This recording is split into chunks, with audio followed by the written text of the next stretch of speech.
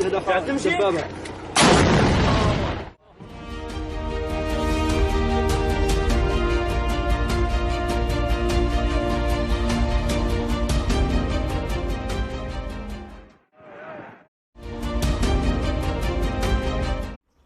If your phone breaks in Berkeley, California, you might bring it to the repair shop run by Ashish Shrestha.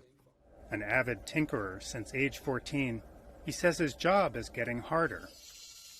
Laptop batteries, for example, used to be easy for almost anyone to replace. Not now. As you can see, there's no screws holding it down whatsoever. It's all glued down. All of the tablets, same design, it's glued down. It takes a very long process to take the battery out. And when he, not an Apple employee, replaces a screen or battery on a recent iPhone, the customer will get warning messages when they turn it on. He says tech manufacturers try to control the repair market or steer people to new devices instead. And if this trend continues, Repair shops like us would be out of business in less than 5 years. in the U.S., it has become harder for anyone other than manufacturers themselves to repair a wide variety of equipment. A so-called right-to-repair movement has grown in response, arguing that company policies hurt local businesses and contribute to waste. Manufacturers claim that their practices protect users' safety and data. You put the product out there in the world, you sold me my coffee machine or my tractor or my phone, let me fix it. Kyle Wiens co-founded iFixit, a free source of repair guides, after discovering that many companies had stopped sharing information. He is now a leading advocate for the right-to-repair movement.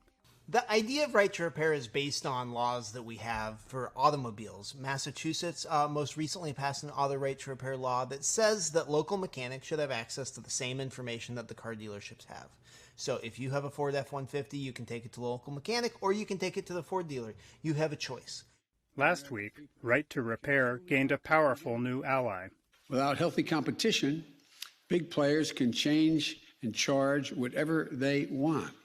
As part of a broader mandate intended to spur competition in the U.S. economy, President Biden ordered new rules to limit restrictions on using independent repair shops or performing personal repairs. The bill is passed. Over half of U.S. states are already considering right-to-repair legislation. These initiatives have faced strong opposition from some of the largest U.S. corporations. Ford has some damage in it.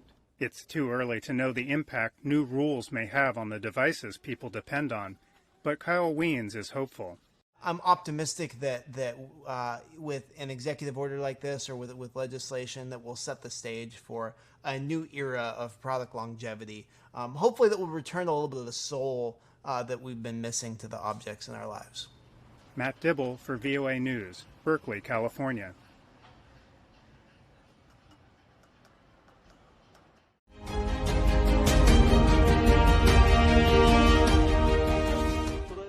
استهداف دبابة.